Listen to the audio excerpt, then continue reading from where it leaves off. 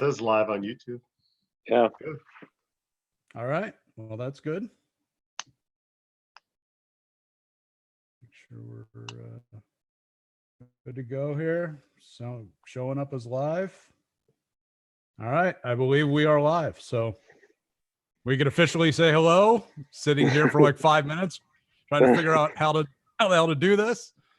What's going on, boys? Surviving another day. It's like Groundhog Day the movie, but not as funny. And then you can't punch anybody like you can in Groundhog Day. Well, McKone, we haven't talked at all. Are you working? Are you doing anything during the week? Are you? Yeah, so still working at NBC, but then they don't let us in the studio anymore. So I haven't been in the studio in probably 6 weeks. So they gave me like this NBC SUV that I just do Zooms out of. And then that's pretty much it. That's where I'm at right now. So I'm living out of a car. The van down by the river is, I think Joe Murray said when I went on his. So yeah, I haven't actually seen a studio in six to 8 weeks. It's crazy.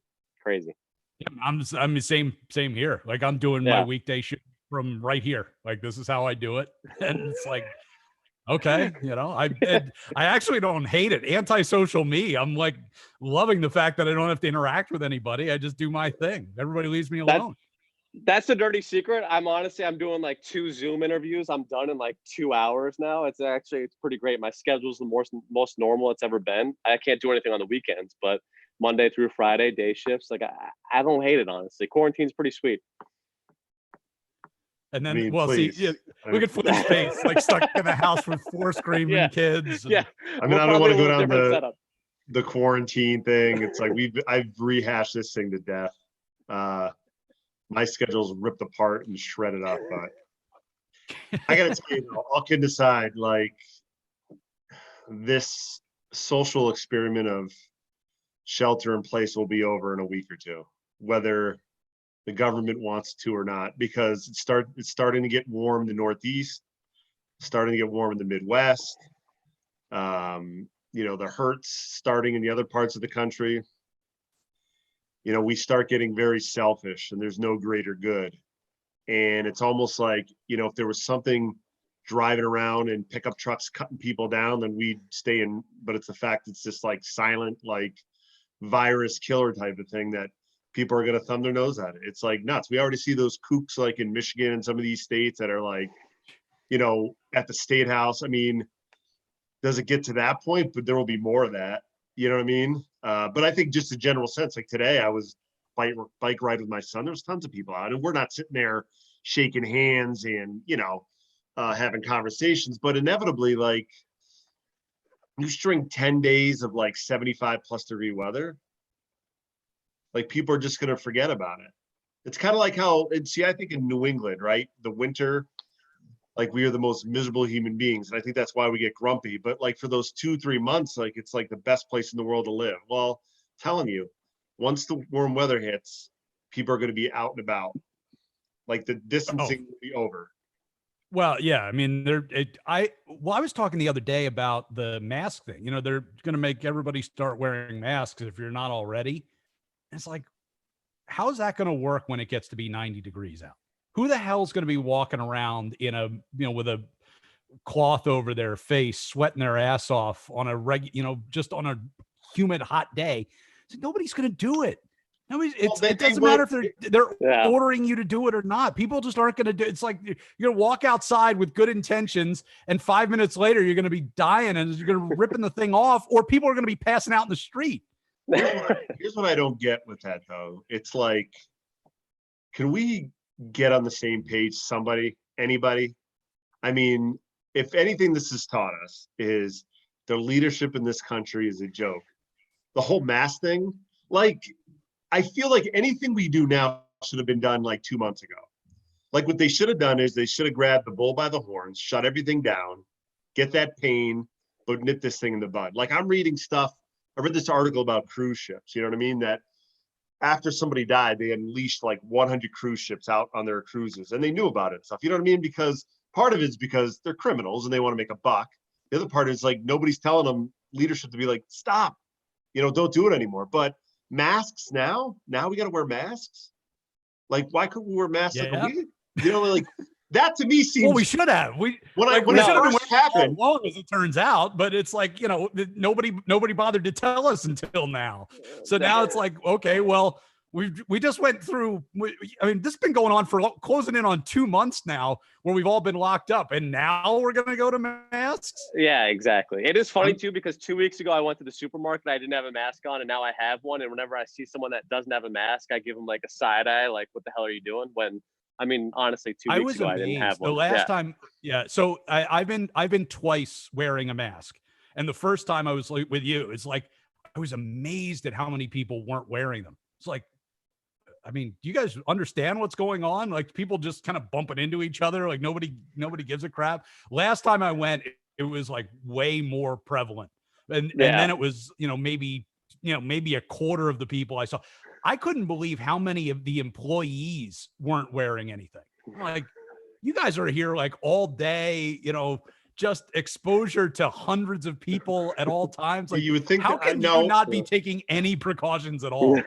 Well, I don't know if they're like, I would hope like the grocery stores provided them with some sort of like, that's the thing. I don't know if they're not, then they're the problem.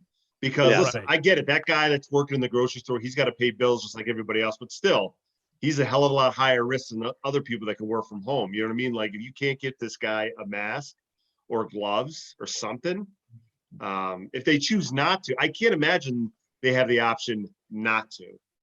You know, and I would think the protocol would be you got to wear a mask at the very least. So if they don't have one, maybe it means they can't get one or they don't have one. Anyway, it's a cluster from like top to bottom. But like, yeah, now we make a recommendation. But like, I'm not even a doctor. I've been wearing a mask for a while. Like when I go to the stores, like in the beginning, I thought it was weird people wearing masks. I'm like, oh, but then I realized like, yeah, we got to wear masks. But that was like a while ago. Now the powers that be should be like, no, it's probably good to wear a mask. Now they may have not known, but isn't there some kind of common sense law? Like, Right. you know what I mean? Like now we wear a mask. Now you're gonna bust my hump when it's 85 degrees and I'm gonna go for a bike. Or now you tell me to wear a mask. You know what I mean? It's just like it's ridiculous. That's what I'm saying. We should. I wouldn't want to run now. Now you want to run because our platform, Johnston. Like now you come in and you just kill it. Because all you do is just rip Right. everybody. If there were ever a time for the presidency to be grabbed by some random person, that nobody knows, like just show up and start saying common sense things. Like people will jump on board the bandwagon very quickly. Yeah, just common sense. Like you don't even know what you're talking about. Just sound common sense. Well, you know what? You should wear a mask. Oh wow! Holy cow! That guy. Who knew? He gets it. He gets it. He gets it. He should, if this guy was in, like, anybody that has a brain, they're like, oh, this guy should run for president. And then you listen to him like, really? I'm like, he's okay, but he's not really saying anything that's blowing my mind. He's just saying, wear a mask and stay 8 feet from somebody. And he's admitting that there is an issue going on. You know what I mean? What I think is setting in for me now is like how weird the world is going to be. Like this summer, maybe when we get a vaccine and everybody can stop worrying about this and we'll all be good, that's fine. But, they're pushing to get back to sports and, they're going to start up all these things. It's like, they're going to open up restaurants and it's like, okay, great. Who's going? Like, even if they told you tomorrow, it's like, okay, Bruins are in the Stanley Cup final tomorrow, free admission at the Garden just to get people in the door. Like, could they get half the place to fill up? I'm guessing that would be, that might be, but are you going to pay, $150 or $200 to go sit there and potentially catch a deadly virus from the a-hole sitting next to you? I mean, I just going to restaurants is going to Yeah. be like, I'm not going to do it. I'm not going to do it until like we're way, way beyond this thing. And even then, that first time in is going to be pretty harrowing experience. No, it's crazy. We did an interview with this guy that specializes in like venue management. So he goes from arena to arena and pretty much tells you how you can improve your fan experience and stuff. And he's like, honestly, if you're wearing masks and gloves, the point of going to a game is having beers, getting food, high-fiving the people next to you when like there's a touchdown or something like that. You're not going to jump into a packed arena if you're wearing a mask and gloves and, looking over your shoulder every time the guy coughs next to you. It's not realistic. It's not going to happen. Yeah, like a lot of things won't happen. Like you can, if the Bruins started tomorrow and a few people showed up and they played in empty arenas, there's money there, TV money, Yeah. especially with the NFL, maybe something could work. But like you mentioned, restaurants, it's not that just because you say, oh, all restaurants can open, you know what? A lot of them probably won't, because if you go to a restaurant and they get 5 people in a night and it's all open up, right, they close down. Concerts like Jake, like Broadway, stuff like that. If they say, hey, you can let 500 people in, which is a lot of people, all those shows, the shows that get 500 people in a show, like every night in the week, they close down in 2 weeks. You know what I mean? So there's a lot of stuff that won't even open because there's no point to it. Like either we're all in or out. If they try to say you can't pay the bills, they can't pay the bills. right? It's cheaper for them to just shut down. If the restaurant, well, they're talking about, like restaurants will have like a limit to 30% capacity or 50% capacity. Yeah. It's like, well, if they're not filling the place on a Friday night, they're not making enough money to pay the bills. Right. Yeah, that's what I'm saying. So they won't even open. So it's like this idea, just because they're opening stuff doesn't mean things can open, because you're right. People aren't going to show up, or they're limited in the number of people they can have. And like, I would feel safer in a restaurant, I guess. We do get takeout, but if you're spaced out, right, then like getting your nails done or going to the barber shop, I mean, there is a lot of close quarters there. You know what I mean? Well, I mean, you go to Georgia, get a tattoo, get a massage. It's like, hey, great. It's like, we're not going to get coronavirus from going to the local rub and tug in Atlanta. I'm sure that's not a problem. Well, they have, they open up these businesses. Like, how much is that going to really help the economy? Most of those people won't even open anyway. Some do, but yeah, you're right though. A lot of those people, yeah, okay. If I can, you're right. A lot of those restaurants, right? They're Friday, Saturday night. That's their nut for the week. If they can only let 3 out of every 10 people, like you're right. They can't even. It doesn't. Because there's, every restaurant is a bare minimum to operate every day. Yeah, and you're not going to bring back all your staff either, because if the place is 30% full, you only need 30% of the servers. You only need 30% of the cooks, unless you're getting a lot of takeout orders. So like you're not going to bring everybody back. And yeah, but I would imagine though to like buy the food, give wages. Like there's probably a minimum, like even at a bare minimum for a restaurant, that certain capacity probably wouldn't make them break even. You know what I'm saying? Like to open up a restaurant and open the doors. So, and then you got to worry about like people even come. So yeah, I mean, I don't know what normal life's going to be. It's going to get there. I mean, realistically, there's been, and historically with, the advantages we don't have of things, you can go on and on, that have run its course, or it's been dealt with, and it's going to get back to normal, but within the next like year to like year and a half. Yeah, no, I think it's I think it's like next summer before it gets. Like a year. Back to normal. Think I agree. Right? But then not that we're going to be in the house. Then, not that we're going to be stuck in our houses until then, but you won't be going to a lot of the places that you used to go to. Yeah. Like you won't be doing a lot of the things. Like I've got, we got concert tickets for this summer. It's like done. That's not happening. It's like there's no way. I'm not, it's like we'll hope that they reschedule the tour for next year. Well, even just like a packed bar. Yeah. Like, I don't know, like when that's going to be normal again, honestly, like when you're going to go to a bar that's absolutely slammed, like before a game or something like that, even if there is a game, but just a crowded bar, like I'm all set with that too. It's crazy. Well, the one thing that I love too is like, I like going to movies. I'm a little old school like that. That's dead. Me too. Yeah. I just feel like movie theaters are going to be dead now, because a lot of these big chain theaters, right, they're struggling right now, and that's not coming back anytime soon. No. Because when's the next new movie going to come out, right? Even if they started production today of new movies, with turnaround on those are like between filming and editing are at least 8 months. Like I'm guessing, I'm not in the business, but it's got to be at least. Well, that's that, what sucks. I mean? Is like all the all the TV shows are wrapping up for the year or have already wrapped up for the year. It's like we're not going to get a fall season. Like they're going to not be able to start filming right away. So come September, October, there's going to be like no new TV. Even if things are back to normal, it's still not going to be anything to watch. Well, no new movies either. So all those theaters are going to die. I mean, you're not going to go and see like reboots, like, old movies again. You'll just watch them in your house. Well, You know what I mean? So you can go see Top Gun, because didn't they put off Top Gun until like December or something like that? there are a bunch Yeah, of movies, like, Top Gun yeah. and The James So they Bond pushed, one you know, got Oh, they put that coming back? out this like month. that. Yeah. well, maybe yeah. there's a couple in the can, but not enough to sustain a movie theater franchise, I would guess, Best story, I think the best story of all of this isn't even in this country. It's the Kim Jong-un saga, and whether he's dead or not. Have you guys been following this at all? You know what? I Yeah, have been, but he I just saw yesterday. Was he spotted or not? Because I didn't see the video. So here's the thing. State media, North Korea state media came out yesterday and said, we got pictures of him. Like he's out and doing like a public appearance and a thing, but it's North Korea state media. Like they say what the government wants them to say. It's not like they just, got independent photography. They put some pictures out there that could be from last year. Oh, okay. I thought it was like a video that they verified. It's just a no, pic- I think man. it's just some photographs. Like that there's nobody around him that could independently verify that this guy's alive, that you would believe.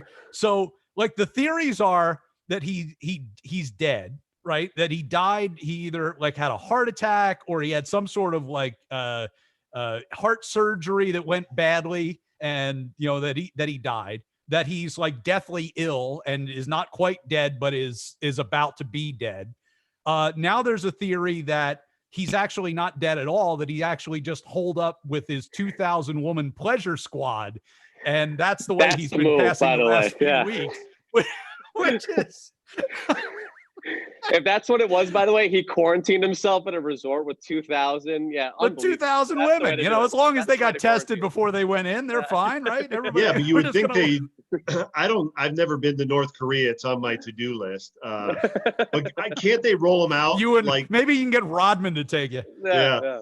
They can roll them out on like the big balcony overlooking everybody and do a wave and be quarantined, right? So that doesn't. You make would think so. So I'm wondering. I'm thinking we got a Weekend at Bernie's situation. If those photographs are legit, like somebody just prop him up and it's like, quick, snap a picture before he falls over. It is crazy though, how that whole country and the leadership is based on this guy, and they have to put on this ruse to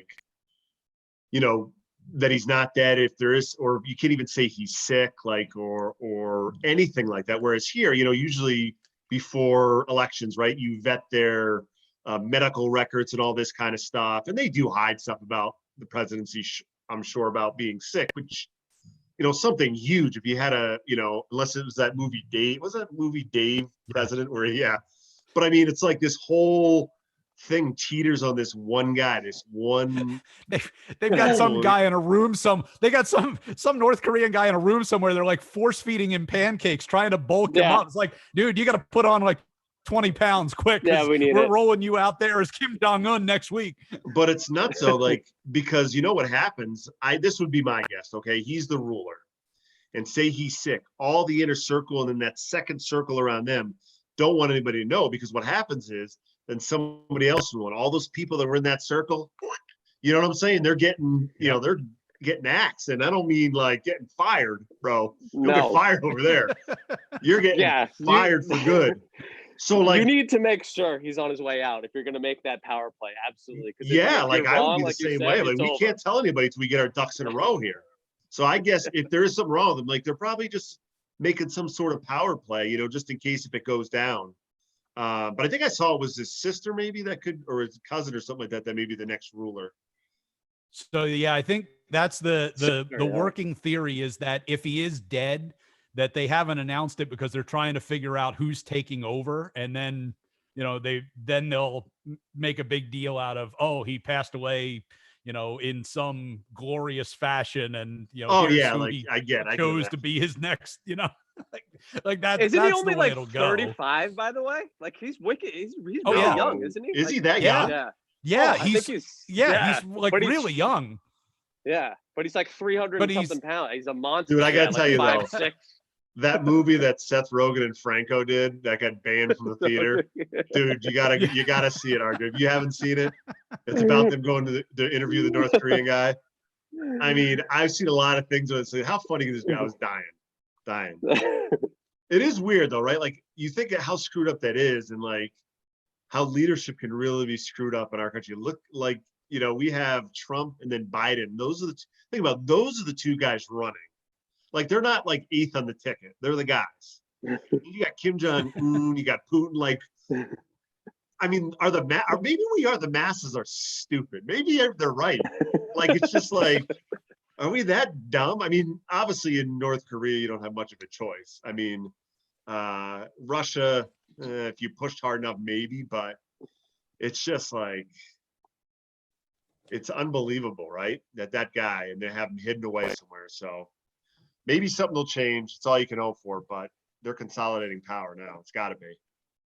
But so I'm as a lot of people are intrigued by this idea of the 2,000 woman pleasure squad. Like big time. Doesn't that seem a little much? Like would 200 be like a little too much? Like 2,000 seems a little egregious. I mean, what a dirtball. Like, I mean, could there be the worst human being of all time?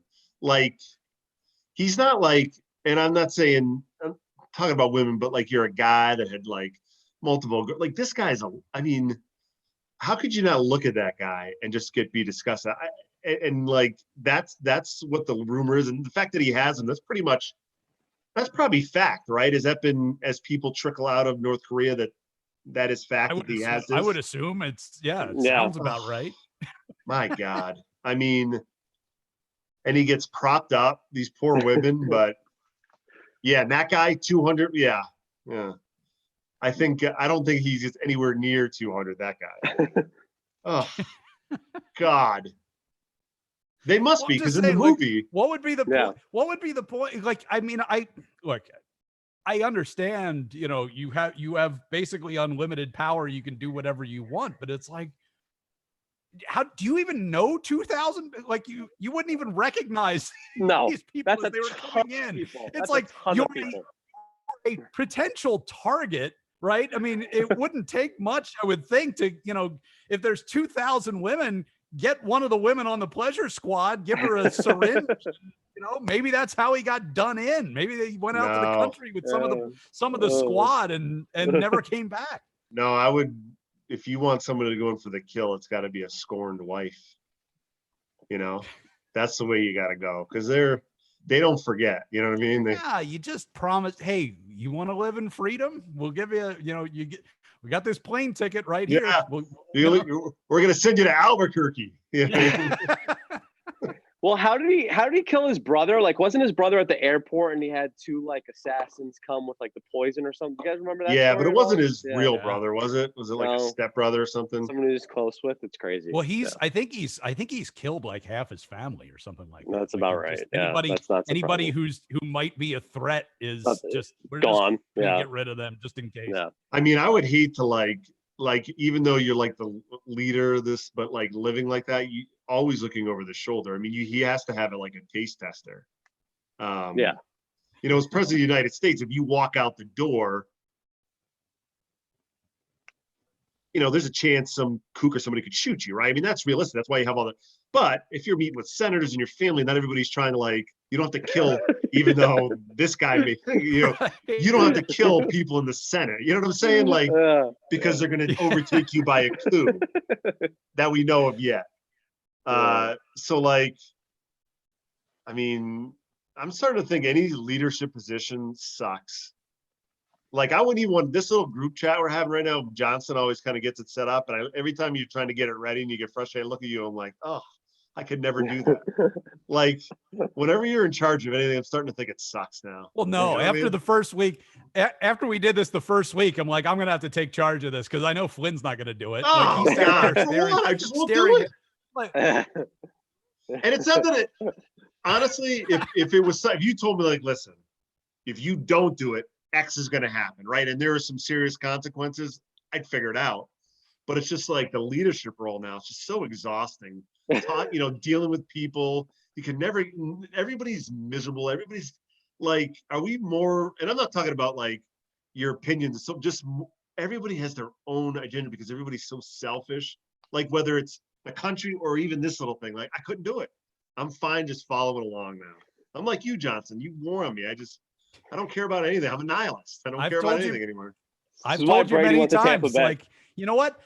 There's a lot of things that I care about. There's very little that I care about enough to actually do anything. It's like, I care enough to follow along. I care enough to pay attention. But like, what's that? You want me to go to a protest? No, no, sorry. Good. You guys been watching anything good?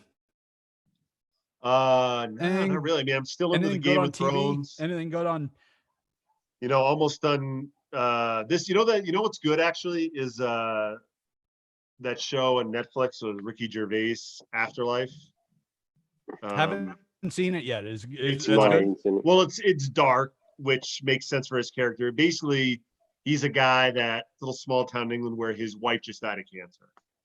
So, and it's a comedy, but it's definitely a black comedy, but that's friggin' hilarious. If you like Ricky Gervais and he's kind of an a-hole in it, but it's funny, but that's very good. I'm still in Game of Thrones, almost done season 6, which is awesome. And then I've seen a bunch of movies, you know, like some are good, some are, you know, Gemini, like any kind of new movie I've been kind of watching, you know what I mean? So, but those are TV wise. I just finished I've been Go ahead, Ozark. McKone. Ozark on I just finished season 3 of Ozark on Netflix. I thought that was really good. The one with Jason Bateman. That's a good show. Yeah. I like that. Yeah. We love that show. Really good one, comedy wise on FX is What We Do in the Shadows. You heard of this one? No. It's okay. So the concept is they just started the second season. It's a half-hour comedy. The concept is kind of like it's like an Office type of thing. Like they're talking to the camera. They're, you know, kind of, you know, documentary style, but they're vampires. They're like 900-year-old vampires living in like present day Staten Island. And it's, you know, they're all like, you know, real old kind of medieval accents and the whole thing. And, you know, they're living this vampire lifestyle, but they're also interacting with people like around them who don't realize that they're vampires. It's a really funny show. And we are looking forward to that. That's on every week. It's kind of like, you know, it's one of those shows where like you can just bang through it in, you know, like 20 minutes an episode and catch up real fast. So I'd recommend that. Kill a little time. You know what I think? I watched Better Call Saul and it wasn't that good in the beginning. The newest season is starting to like take a turn where it's getting closer to like Breaking Bad in terms of like gets the pulse racing a little bit. And he's starting to turn his corner a little bit, but I think this season has been pretty good. So I don't know what is it, 4 seasons? I'm not sure how many, but I know 2 or 3 seasons are on Netflix, I believe. But that's kind of getting better. So I've been doing that, and then I'm all in on The Last Dance. I watch that every Sunday because I I remember Jordan from when I was like 9 or 10, but I didn't know like the backstories with Pippen and Krause and stuff like that. So that stuff's fascinating to me. I love that. I just love the fact that it's just like they just told them like, this is it, we're done. You know what? You just you're wrapping up. Ridiculous. Ridiculous. Really? Now, really? It's like we've only won 5. You know, we've really won 5 in a row as long as Jordan's been here. It's like we're just gonna call it quits now. It's so ridiculous because like it's not like Pippen and Jordan were done. You know, like Kukoc, I don't know how old he was, and like of course Rodman may have run his course. You could start to see in that Last Dance, right? But even when he came back with the Wizards, he wasn't even the same guy, but still he was, you know, like competitive. If you put like really good players around him, like it's ridiculous. Like Jerry Krause, like I don't get it. I mean, don't you ride that horse into the ground? It's not like they had anything like coming up after that. It's like, No, okay, they've so we're sucked gonna ever get rid of since. these guys, and then what are we gonna do? It's like, well, we're gonna go through 20 years of kind of mediocrity. Not even Why aren't we trying to win 7, 8, and 9 just for the hell of it? like what is their best run when they like the year they won 7 games with the Celtics, right? They had a couple of years there that they made Yeah, the like the playoffs, Derrick but Rose one. Yeah. But like to your point, even I went back and looked at it, like Pippen when he went to the Rockets and the Blazers was still really, really good for like 2 or 3 years after he left the Bulls. It's crazy. It's funny too, like the Vegas trip for Rodman, just thinking about how that would play on like Twitter now. Like if, like like Gronk decided he was going to take weeks like 7 and 8 off and went to Vegas instead is insane. Absolutely crazy.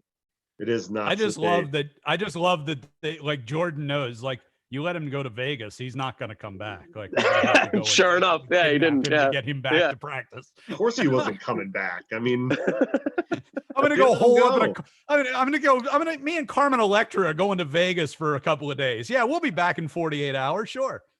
she still mean- brings it. By the way, she's hot.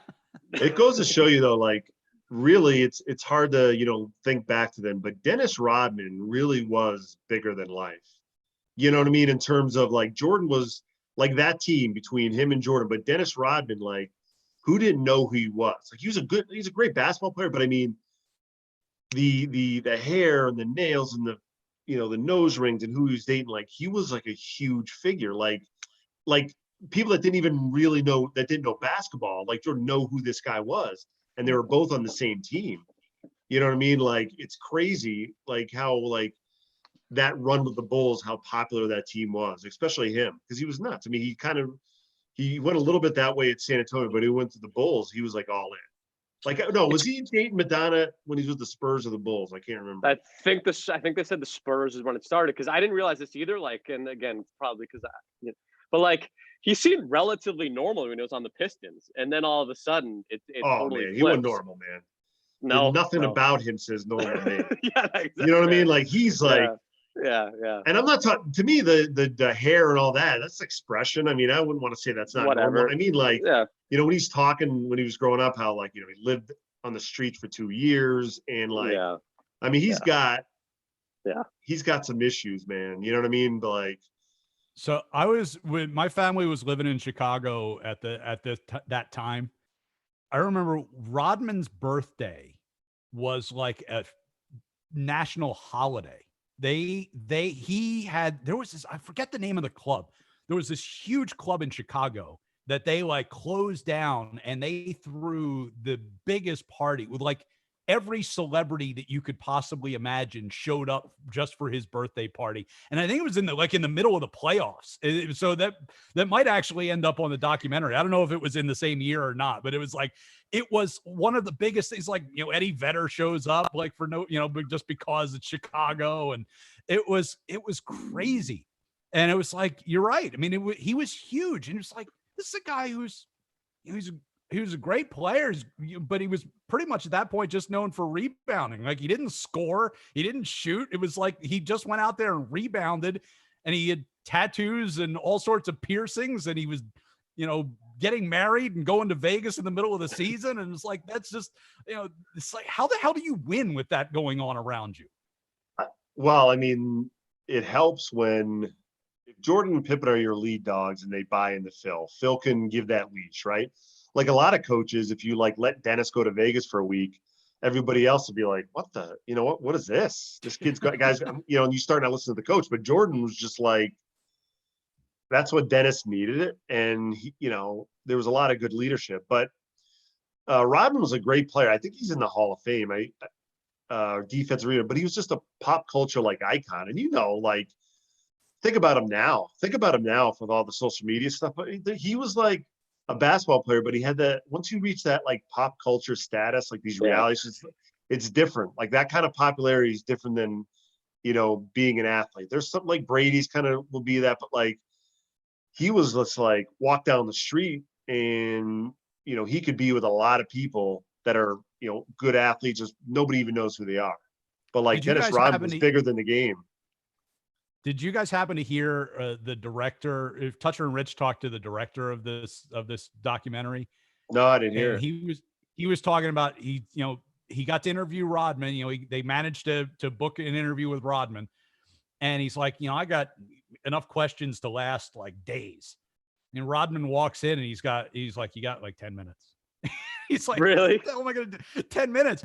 So he's like, well, do you, while we're getting set up, do you want any food? Can we get you anything? And he's like, he ordered, it was like a tuna sub from Subway and like a chamomile tea or something like that. So the director like grabs the nearest intern. He's like, you know, go across the street to Subway and get him a tuna sub. And he's like, once he ate, he just sat there and talked to him for like 3 hours. It was like, he didn't want to be there. He didn't care about any of this. Like, why are we doing, we're doing a documentary about what? And then like, you just fed him a Subway sub and is like, okay, I'll talk to you for as long as you want.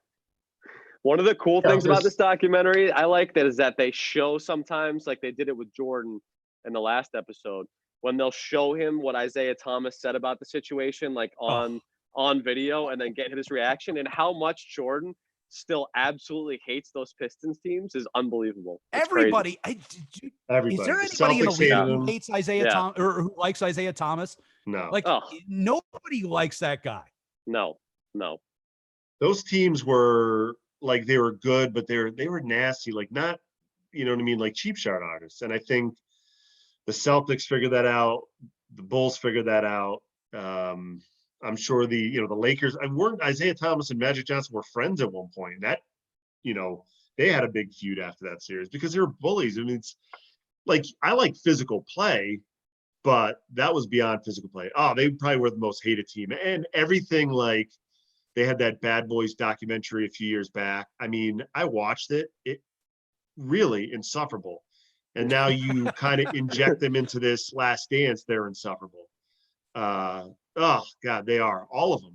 And see, they, some of that though, like Lambeer, right? They wear it on their Lambeer chest, was kind of like the poster child. Like Lambeer was one of those guys where you can play like that and still be like a good guy, and people could, you know, kind of like and respect you. He's just an asshole.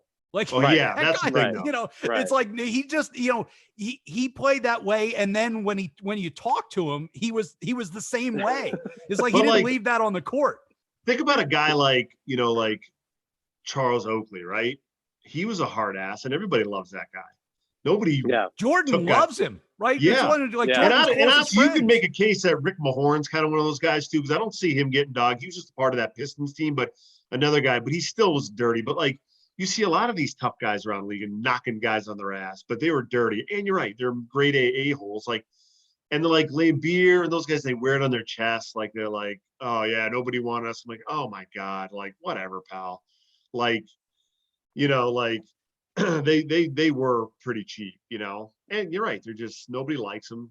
And maybe that's why they're doubling down on it, because they figure, you know, they'd cash all these checks, you know, of the way they, you know, interacted with the other players, people in the league, how they cheap shot people, that it's like at this point they really can't go back. So they're like doubling down on it. So they get any interview or any like documentary or anything, they just exude you know, like they're a bunch of jackasses. So whatever. But yeah, the Celtics and the Bulls despise those Piston teams. Yeah. So we were talking earlier about sports coming back. NASCAR is coming back in 2 weeks. Pumped. Golf is coming back shortly. Like, will you guys watch just whatever is available? You know, if baseball's still, you know, 2 months away, if the NBA, NHL just isn't coming back, like, will you watch NASCAR just because it's some sort of competition? No, not a NASCAR guy. I've heard that if you go to it, it's actually a good time to like tailgate and go to like a NASCAR race, but I have no interest in watching it. Yeah, I'm all set. Until real sports actually come back, I'm good. I'm gonna give NASCAR a chance. I can watch it. I'm gonna give it a chance. I watched a little bit in college. Yeah, I got into it years back, where, you know, I started watching it almost every weekend, and I started to get into it and learn a little bit more about it. And, you know, you start to root for certain drivers. And I think was actually like I interviewed one of the drivers one time before they were up in New Hampshire, and he was a really good guy. And I started kind of rooting for him and watching just because of him. And then before I knew it, I was like, I'm watching this every week.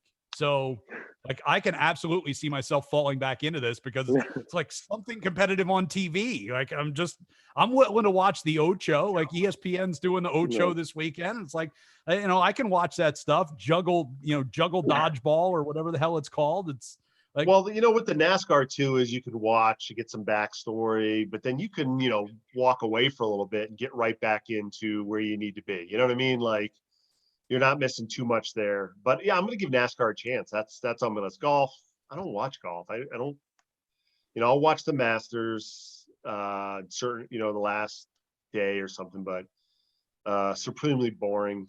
But I'll give NASCAR a shot. I've actually been to the Daytona 500 before. Crazies. Like the people that go though are nuts. Like they're really into it. And when they sit in the stands, they all have headphones on. And I didn't know what they were doing, but apparently if you go to a race, it's pretty cool. You can wear headphones and you can turn your channel of your race car driver on. So you can get the interaction back from the race car driver in the pit. That is cool. Which, if you go there and can hear that, that's probably pretty cool. So if you zero on your guy, I don't know how they get their frequency or whatever, but like they were doing stuff like that. And then it is like a big I think party. I think that's a thing where they like that's actually, like, yeah. So I don't know if it was just, yeah, but it was pretty cool. But it was a zoo. I mean, there's a lot of people you could fit. I'm sure all different venues are different, but there's a lot of people that could fit there. So you're dealing with a lot of drunken a-holes that, maybe a little rednecky for your taste, McKone.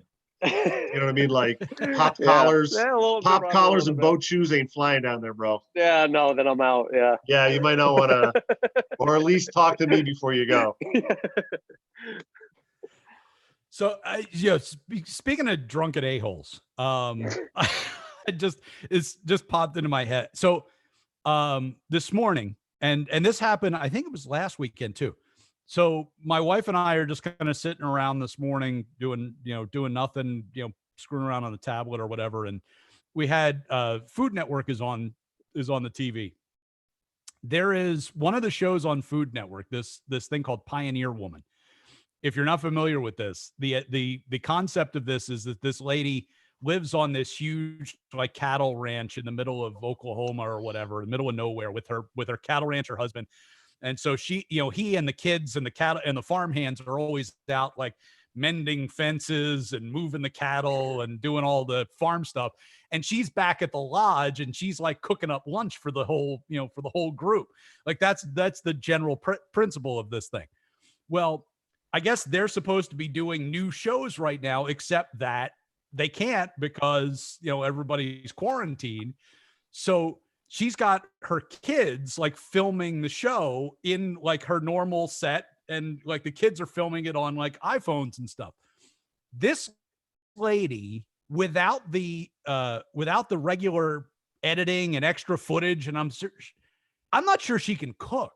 Like she legitimately, she set a wooden spoon on fire accidentally, spilled boiling water all over her kitchen. She's got a pot. She's just trying to drain spaghetti. She lifts it out of the pot and it's like running all over the floor. She broke her pepper mill. Like, well, why would they just edit that? How the hell did you wind up with a show? Like you're a disaster. So I'm guessing because they're just filming it on phones, like they're not doing a lot of extra footage. So like they don't film it again. So what we have, we just have to edit it together.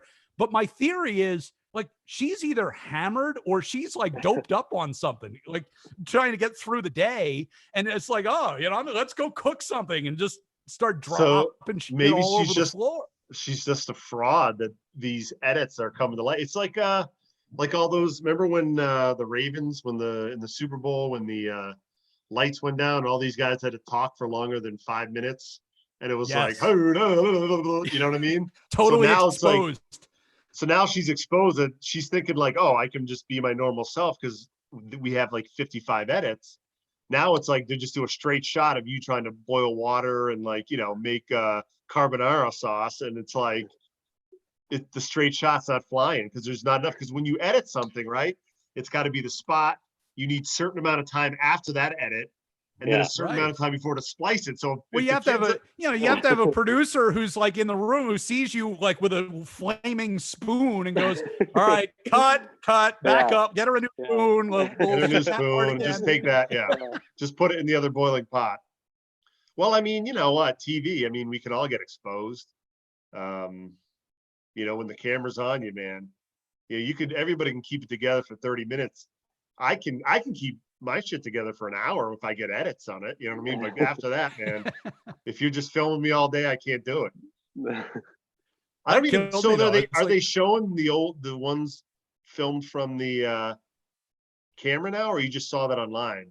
No, that's what they're showing. Like her, you know, her show. It's like, yeah. So she, you know, they're also showing like repeats, but like this morning they had on it's like, you know, her quarantine version show, and it's like, you know, she's got like her daughters and her daughters' boyfriends are like the crew, and she's just in there, you know, cooking and trying to do a show as normal, except not nearly as good. Yeah, but you think that you can get a camera guy to come in, right? Just wipe everything down, wash everything down. How hard could it be? Yeah, well, but they're in the middle. She lives in the middle of nowhere, Oklahoma. They film at her house, so it's like, you know, Food Network's in New York City. You're gonna like, so they're saying they're not, fly a crew out there and have them stay at the ranch for the next like, I guess, I don't know. 3 months. Like, how do you, you know, just that's have the true. kids film it? Like the quality of the show isn't bad. It's like, you know, you have a decent phone, you can film basically TV quality digital stuff. It's you know, it's not like you have to worry about that. It's just a question of, you know, being able to put together enough usable footage. Well, I think so I mean, I don't know. I'm gonna watch it now though. I like when people screw up, so I'm all for that. Yeah, I've seen that woman before. I thought it was a country singer that did that. Or no, there's one where a country singer does that. Trisha Yearwood, Garth Brooks' wife. Okay, so that's not Pioneer Woman. Okay, different one. I was gonna say, Woman's like she's a red-haired lady. She makes a lot of kind of, you know, down home cooking food too. I can't believe Yearwood would half-ass something. You know what I mean? Like she'd have to bring in the pro. You know what I mean? Yeah. No, I know if you saw like her and Garth did one of those like, you know, concert at home type of deals, and you know, it was professionally done. It was like they weren't screwing around. Like it looked perfect. It sounded perfect. Like they weren't. We're not half-assing this on somebody's phone. They had like a crew in the other room, all in like hazmat suits and stuff. It's like we're bringing in everybody we need. Well, it's crazy though, because I feel bad. These people, like, they have these concerts online. It's like Instagram or this Zoom or anything, and you have people that are like got headphones and been singing with these speakers and everything like that, and people make fun of them. Oh, you didn't sound that great. I'm like, well, dude, this is a professional singer, but they're just doing it. So now all these singers, it doesn't seem as real because they have these home studios and it sounds like it's all cut up and cleaned up and sharpened out. You know what I mean? But it's like, that's why they do it, because if like Garth Brooks and Trisha Yearwood do some like duet, and it sounds like they're sitting in their kitchen singing, like nobody can accept that for what it is, that it's like, it's okay. You know what I mean? Like Elton John can play a freaking piano in his living room and it sounds awesome, even if it's coming over bad over the, just let it go. Like people are the worst. That's the thing. It's like, you know, there's realistically in the music industry, there's like probably about 15 or 20% of the people who have real talent, right? Who can really do it. They can go live. They can, you know, they could sit here on Zoom and they can go live, and it's like, and it's going to be perfect. And then the other 80%, it's like, we need a whole crew of people in the studio mixing and equalizing, and there's no auto tunes. Like the guy can't sing, they can't play their own instruments, they're screwed. No personality, you know. So so some of them are like, you know, get streamlined. Well, it's awesome though, because you know, well, actually, it's not even they need this great studio, but you guys have setups there. Like, I don't know, I'm just talking into my computer, but you know, nice speakers and everything like that, so it sounds pretty good. But I think at this point though, it's like all these like concerts on Zoom and everything. Like they're just getting so like everything's getting saturated. Like one comes out, well, come 4:00 on Tuesday. Hey, we got one at 5:30. We got one at 8. You know what I mean? Everything's just getting washed away because like, there is that 24 hours news cycle. Now it's like the 3-minute news cycle. Like you can come out with a groundbreaking video music, and within an hour, it's just sunk. It's over. 1,000 different, millions and millions of posts. You know what I mean? Like you can't hardly break anything or come out with something new, because it's weird how it's like that. You would think more people would watch, but it's social media. Like if you follow even a handful of people, it's just constant people, throwing stuff out there on social media. All right. So we've got, speaking of constant turnover, for those of you watching live on the Weekenders YouTube channel, Joe Murray, Sean Silver, Tucker Silva, all coming up next. Nice. Flynn, you did Murray's podcast, right? I did. McKone, you do it yet? Yeah, I was one of the first on the first week. It was awesome. It was a good time. Yeah. There's nobody better. How long did yours go? So mine was I was technically on the clock at NBC. So we had to limit it to about 50 minutes. I went 50 minutes. So we could have gone probably another hour, no problem. Yeah. Yeah, mine went like 2 hours. I looked, it's like, we're talking. I looked down at the clock. I'm like, Jesus, it's like, it started at noon. It's like 1:45. It's like, I thought like 2 hours. I thought this was going to be like an hour max, no big deal. Yeah. Yeah, I went long too. Murray just like talks you into a lull in the middle of a quarantine. It was quiet too. Like, if I heard noise upstairs and I had to get out of here, I'd go, but it was like quiet. So yeah, I did 2 hours. God, we talked about everything from wrestling to, he had a whole Rolodex. You're right. You probably could have went for it longer. He had a whole bunch of stuff to get to, but it was good. It's good. It's definitely a good take if you're sitting around. And certainly, I would assume mine was better than both of yours, but I'm not. I am a little biased.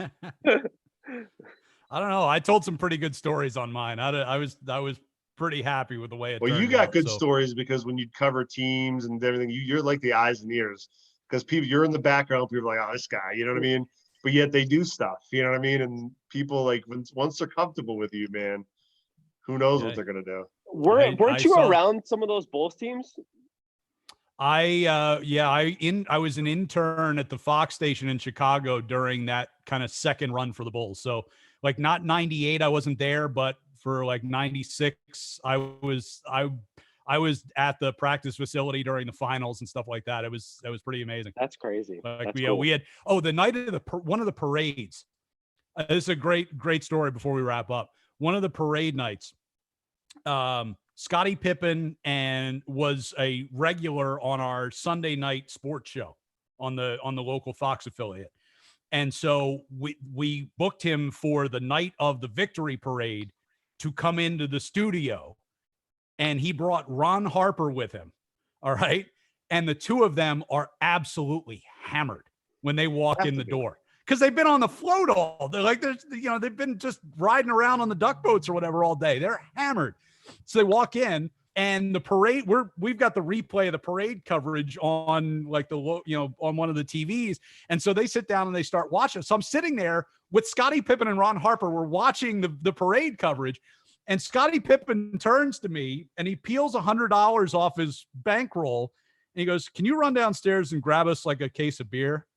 And I'm like, well, no, because I'm like 19 and I can't buy it.